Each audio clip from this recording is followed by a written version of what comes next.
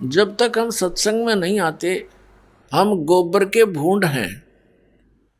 आपने देखा होगा काले काले भूंड होते हैं, मोटे मोटे, इसे मोटे मोटे। खेतों में पशु गोबर कर देते थे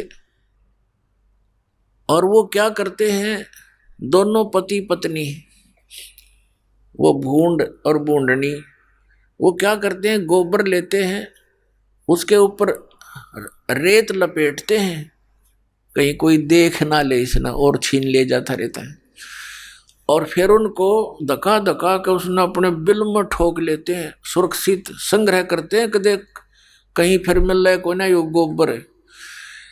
और जब उसको लेकर चलते हैं उस गोली के ऊपर का कदे ऊपर पड़े कदे तले पड़े, और उसको ढोते ढोते मनमाने किसी पशु के पैर के नीचे आके उनका दोनों का कसूमर निकल जाता है। सारा जीवन खो दिया गोबर इकट्ठा करने में, 1 मिनट में मर गया, गोबर खा भी ना सके वे।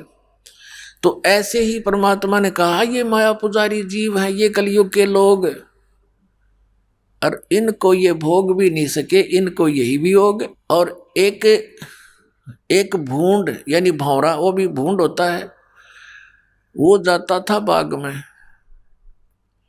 उसने देखा कि ये दोनों मेरे सजाती मित्र पति पत्नी सारा दिन ये इस काम में लगे रहते हैं, सारा जीवन व्यर्थ कर देते हैं, और ये गोबर धरा धरा रह जाता है, ये मर जाते हैं।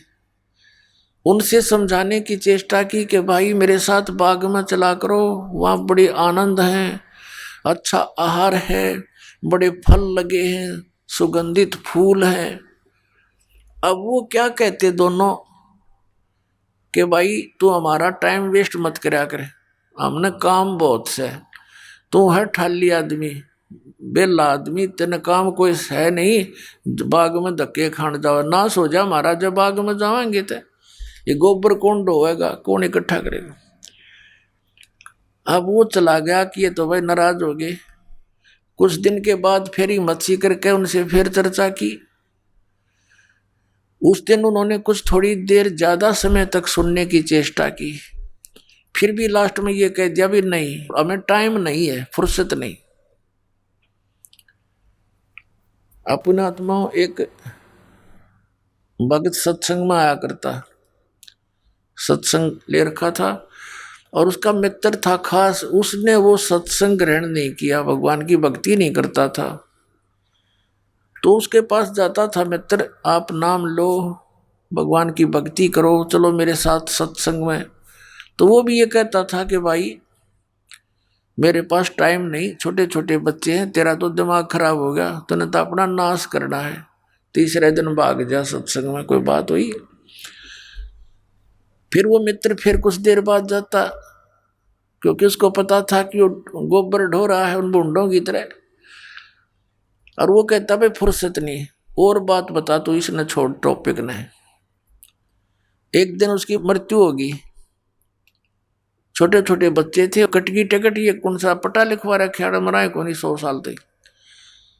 अब सभी उठाकर ले जा रहे हैं, कोई लकड़ी ले जा रहा है, कोई पीछे पीछे जा रहा है, बोल रहे हैं राम नाम सत्य है, सत्य बोलो गत है।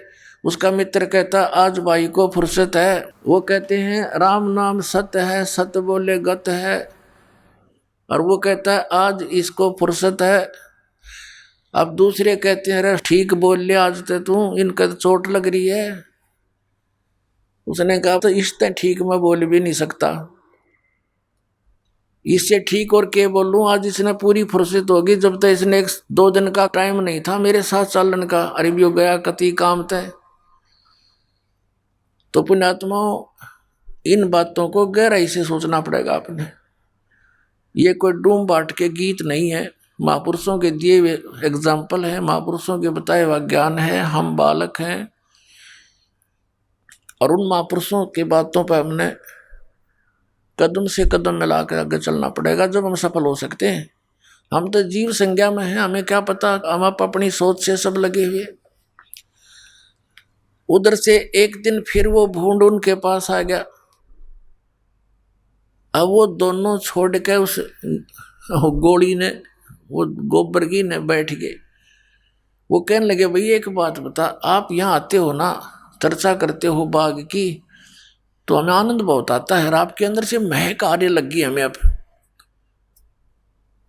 एक दिन उस बूंद ने हिम्मत सी करी कि भाई मेरे दो टाइम तो है थोड़ा, पर एक दिन चलूंगा तेरे साथ। तो उस बावरे ने कहा भी तेरा आके मैं गोबर इकट्ठा करवा दूंगा, तेरी मदद करा दूंगा, जो कम रह गया था, तो चल पड़े मेरे साथ। इस बात से वो प्रसन्न हो गया बूंद, अगले भाई काम तो यू करवाई देगा मेरा आके ने, चल मैं चलता हूँ, चल पड़ा। अब जाके देखा वहां पर महक फूलों की। अब कभी तो उस फूल पर बैठे, कभी उस फूल पर बैठे, अरे एक फूल पर ऐसा बैठा उठा को नहीं, और रात्रि में फिर शाम के समय वो फूल बंद हो गया, अंदर रुक गया वो। अब भौरे ने पता था उसको कि सुबह पाओगा, यहीं पर बैठा, सुबह फूल खुलेगा। तो वो सुबह गया भौरा, तो उस क्या देखा उसने कि वो फूल के ऊपर बैठा, वो फूल तोड़ लिया किसी ने, फूल बेचने वाले ने, और वो ले लिया किसी पूजा पाठ करनी ने, वो उसने मंदिर में चढ़ा दिया। मंदिर तो फिर वो पानी में विसर्जन कर देते हैं, जल में पूजा किए हुए फूलों को, वो फिर दरिया में गिर दिया, गंगा में। कानो कानो फूल बहता हुआ जा रहा है, धूप लगने से वो खिल गया। फूल खिला तो भंवरे को पता था कि वो कहाँ कहाँ जा सकते हैं। वो उन फूलों को देखता देखता वहां पहुंच गया दरिया के ऊपर। वो बूंद बैठा उसका ऊपर।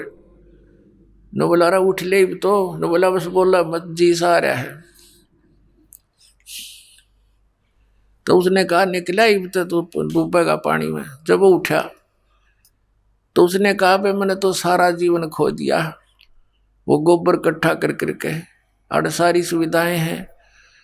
तो परमात्मा कहते हैं कि इस प्रकार जो परमात्मा से दूर प्राणी है, इस माया के जोड़न में लग रहे हैं संतों को, वो गोबर के बूंद दिखाई देते हैं। ये सत्य मान लेना पुण्यात्मा। हमने इतनी माया चाहिए, कितनी, साईं इतना दीजियो जा मैं कुटुंब समावे, हम भी भूखे ना रहे अतिथि न भूखा जावे। परमात्मा कहते हैं तुम इतना मांगो मेरे से, ज्यादा नहीं। अपने आत्माओं अतिथि ना भूखा जावे, और जिसमें कुटुंब समावे। कुटुंब समान का अर्थ है रिक्वायरमेंट ऑफ फैमिली, परिवार की आवश्यकताएं पूरी हो, आया अतिथि भूखा ना जावे। इससे अधिक धन अगर हम मांगते हैं तो फिर हम भक्त नहीं। और पुण्यात्माओं परमेश्वर कहते हैं कल पे कारण कौन है, कर सेवा निकाम, और मन इच्छा फल दूंगा, जो पड़े जनिते काम।